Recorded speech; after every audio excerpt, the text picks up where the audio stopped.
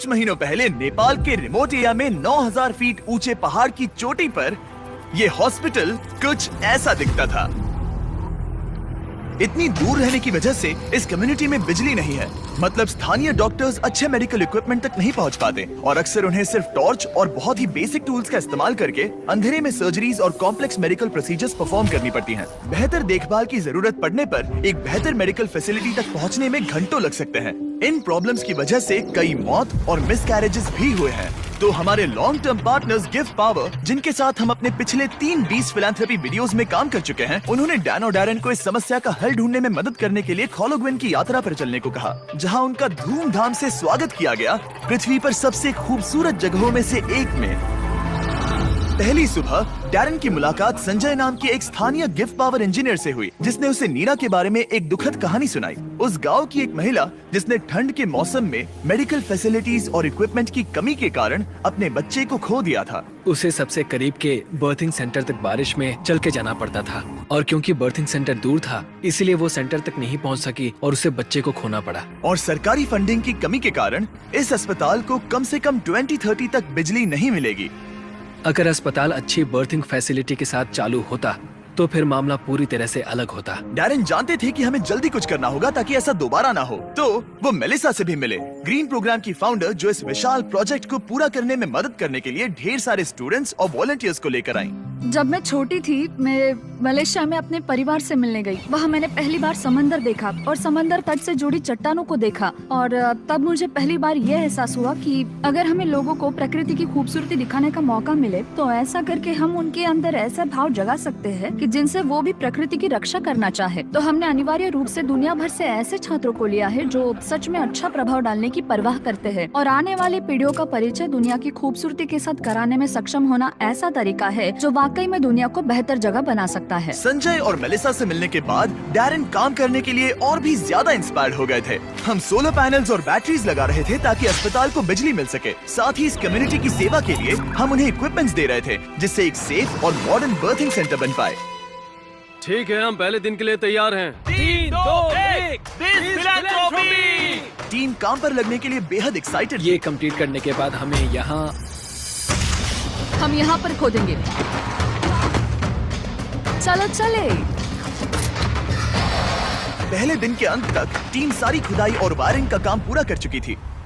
Your future? लेकिन इस गांव के लोगों के बारे में कुछ तो बात है। उनकी प्रामाणिकता, उनके दोस्तानेपन और उनके खुलेपन ने मुझे कुछ ही दिनों में ऐसा एहसास करवाया जैसे मैं उनके परिवार का ही हिस्सा हूँ। जैसे ही हम इस घर की ओर बढ़े, कोई अंदर भागा और उसने आग जलाई और वहाँ से धुआं निकल रहा था। हमें नहीं पता कि क्या हो रहा है, लेकिन वो हमारे लिए चाय बना रहा था। ये अदरक वाली हिमालयन काली चाय है और मैंने अपनी पूरी जिंदगी में इससे बढ़िया चाय कभी नहीं पी। यही यहाँ की संस्कृति है। ये लोग वाकई में बहुत काइंड और वेलकमिंग है और हम जहाँ भी जाए वो हमारा ख्याल रखना चाहते हैं। उन्होंने हमारे लिए अपने घरों के दरवाजे खुले रखे हैं। इन्होंने हमें रहने के लिए एक कमरा दिया ताकि डैन और मैं यहाँ आराम कर सकें। लेकिन कंस्ट्रक्शन शुरू होने के कुछ ही समय बाद डैन बीमार महसूस करने लगे। मुझे बहुत ज्यादा बीमार महसूस हो रहा है, तो मैं पास ही के अस्पताल में चेकअप करवाने जा रहा हूँ। इसका मतलब वो खुद ही एक्सपीरियंस कर पाएंगे कि इलाज करवाने के लिए इतनी दूर जाना कितना मुश्किल होता है।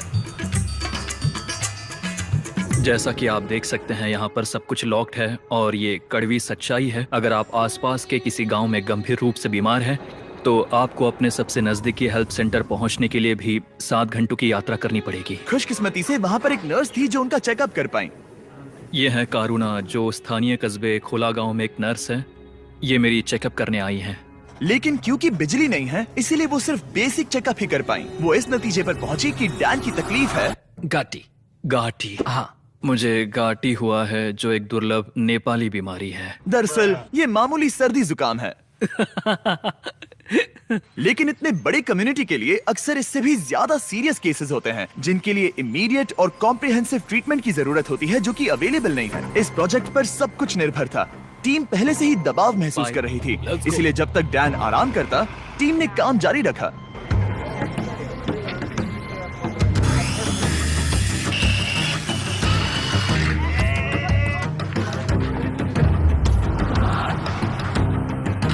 अब जब सपोर्टिंग स्ट्रक्चर तैयार हो गया था, हमने सोलर पैनल्स लगाने शुरू कर दिए थे। संभल के, हाँ, आराम से। टीम की कड़ी मेहनत के कारण हम स्केड्यूल के आगे थे, तो डैरन ने संजय के बारे में और जानने के लिए समय निकाला। जब मैं ऊपरी हिमालय में काम कर रहा था और उपकरणों की मरम्मत कर रहा था, तो हमें पता चला कि इस गांव में बिल्कुल भी बिजली नहीं है। और जब हम यहाँ पहुँचे तो मैंने देखा कि एक बच्चा सोया था और वहाँ एक लकड़ी के बॉक्स में आग लगाई गई थी। और मेरे दिमाग में अचानक आया कि इस तरह के उपकरण हम भी बना सकते हैं। और उसके बाद मैंने यहाँ नेपाल में एक टीम बनाई और फिर हमने एक बेबी वार्मर बनाया, और हम इसे नेपाली में न्यानो न्यानी कहते हैं, जिसका मतलब है एक गर्म बच्चा। न्यानो नानी इतनी सफल हुई कि इसने यूएसए में पीपल्स चॉइस अवार्ड जीता। मुझे लगता है कि ये मेरे लिए एक सपने के सच होने जैसा है, क्योंकि मेरा लक्ष्य इस तरह के वार्मर का निर्माण करना और लोगों को जागरूक करना कि इस तरह के रिमोट एरियाज में हॉस्पिटल्स का क्या महत्व है। सिंपल मेडिकल इक्विपमेंट से जान बच सकती है, ये समझने के बाद डैरन ने 10 और बेबी वार्मर्स खरीदकर संजय को सरप्राइज किया, जिन्हें वो इस तरह के बाकी कम्युनिटीज को डोनेट कर सके। संजय, मैं तुम्हारे पास से 10 और बेबी वार्मर्स खरीदना चाहता हूँ, और तुम इन्हें जिस भी हॉस्पिटल या कम्युनिटी में बांटना चाहते हो वहाँ बांट सकते हो। तुम्हारा बहुत बहुत शुक्रिया डैरन, ये मेरे और मेरी टीम के लिए बहुत मायने रखता है। Thank you so much. सिर्फ एक दिन बचा था, हम कंस्ट्रक्शन पूरा करने के बहुत करीब थे और पूरी टीम आखिरी सोलर पैनल पर साइन करने के लिए एक साथ आई।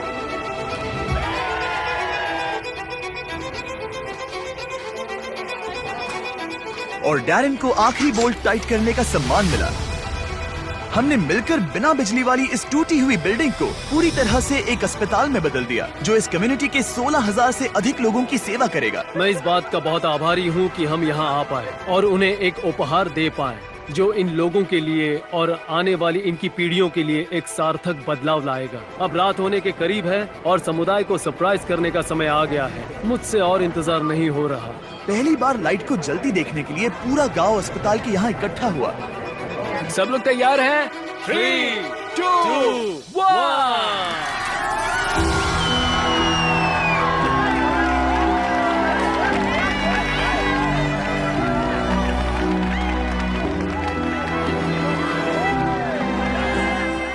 किसी कम्युनिटी में पहली बार रोशनी जलते देखना एक बहुत ही खूबसूरत एहसास है, और इससे इस समुदाय के साथ शेयर करने में मुझे बहुत अच्छा लगा। अगली सुबह संजय ने नीरा को वापस अस्पताल बुलाया ताकि वो उसे अपने बेबी वार्मर्स के साथ सभी नए इक्विपमेंट्स भी दिखा सके। आज उसके अंदर एक उम्मीद जागेगी कि जिस दौर से वो गुजरी, उससे किसी और को कभी गुजरना नहीं पड़ेगा। वो इस बर्थिंग फैसिलिटी के लिए बहुत खुश है। आखिरी सरप्राइज से पहले मैं इस वीडियो के स्पॉन्सर्स को थैंक यू कहना चाहता हूँ। दुनिया का सबसे टेस्टी स्नैक, नहीं फीस्टेबल्स नहीं, केलॉग्स। सिर्फ अभी के लिए, क्योंकि वो हमारी मदद कर रहे हैं। आज से 31 जून 2024 तक केलॉग्स माइनक्राफ्ट के साथ मिलकर आपको इस तरह के exclusive character creator items free में दे रहे हैं, जैसे कि एक कैमल हैट, एक एक्सोलॉटल हैट और एक cherry blossom dress. In game इस्तेमाल करने के लिए केलॉग्स सीरियल के स्पेशली मार्क्ड बॉक्सेस को खरीदने पर, जैसे कि ये Kellogg's Froot Loops, Frosted Flakes, Apple Jacks और कॉर्न पॉप्स। गोल है तीनों कैरेक्टर क्रिएटर आइटम्स को जमा करना, और इस सब के साथ साथ माइनक्राफ्ट और केलॉग्स ने आर्बर डे फाउंडेशन के साथ पार्टनरशिप की है। आर्बर डे वही फाउंडेशन है जिसकी मदद से हम टीम ट्रीज बना सके, और वो यूएसए में जरूरत के कारण 2.5 लाख पेड़ लगा रहे हैं। ये कमाल की बात है। और जानने के लिए डिस्क्रिप्शन में दिए गए लिंक पर क्लिक कीजिए, सारे टर्म्स और कंडीशंस देख लेना। ओके फीस्टेबल्स, इसके लिए माफी चाहता हूँ, लेकिन लोगों की मदद के लिए करना पड़ता है। थैंक यू केलॉग्स वीडियो को स्पॉन्सर करने के लिए। अब वीडियो कंटिन्यू करते हैं। संजय से बात करने पर हमें पता चला कि भले ही वो नेपाल से हैं, लेकिन वो कभी एवरेस्ट पर नहीं गया, और इस विशाल पर्वत को देखना हमेशा से उसका सपना रहा है। इसीलिए आखिरी सुबह हमने उसे एक सुनहरे मौके के साथ सरप्राइज करने का फैसला किया। हम एवरेस्ट के इतने करीब आए हैं तो वहाँ जाना तो बनता ही है। हम संजय को एवरेस्ट पर वहाँ तक ले गए जहाँ तक हेलीकॉप्टर हमें ले जा सकता है। हवा की कमी के कारण डैरन, डैन और संजय वहाँ सिर्फ 2 मिनट ही बिता सके, क्योंकि उसके बाद उन्हें ऑक्सीजन की कमी से हाइपोक्सिया हो सकता था। डैरन और मैं आज तक कभी एक साथ इतनी ऊंचाई पर नहीं आए हैं। मुझे तो यकीन ही नहीं हो रहा। एवरेस्ट को देखकर संजय भावुक होकर अपने घुटनों पर आ गया। मैं बहुत खुश हूँ। यहाँ आना मेरे लिए एक सपने की तरह था। और एक बार फिर से मैं हमारे पार्टनर्स गिव पावर और ग्रीन प्रोग्राम को ये सब के लिए शुक्रिया करना चाहूंगा। ऑब्वियसली ये प्रोजेक्ट बनाने में बहुत मेहनत लगी, तो अगर आपको इसके बारे में और जानना है तो डैन ने इसका बिहाइंड द सीन्स वीडियो बनाया है, जिसका लिंक डिस्क्रिप्शन में मिल जाएगा। 20 फिलैंथ्रोपी शूट्स पर पर्दे के पीछे ये सब होता है। मजे करो। इसे ऐसे क्लैप करो, समझे? मैंने देखा है कि आप वीडियो खत्म होने से पहले ही चले जाते हो, तो इस बार बैकग्राउंड में कैट वीडियो चलेगा। ताकि मैं बोलता रहूं और आप बस सुनते रहे। इस वीडियो से आने वाला एड रेवेन्यू और जनरल रेवेन्यू दोनों का 100% बीस फिलैंथ्रोपी को जाता है। तो इस वीडियो को देखने से ही आप लोगों की मदद कर रहे हैं। प्लीज जाकर और वीडियोस देखो और अभी के अभी सब्सक्राइब करो, या तुम्हें लोगों की मदद नहीं करनी।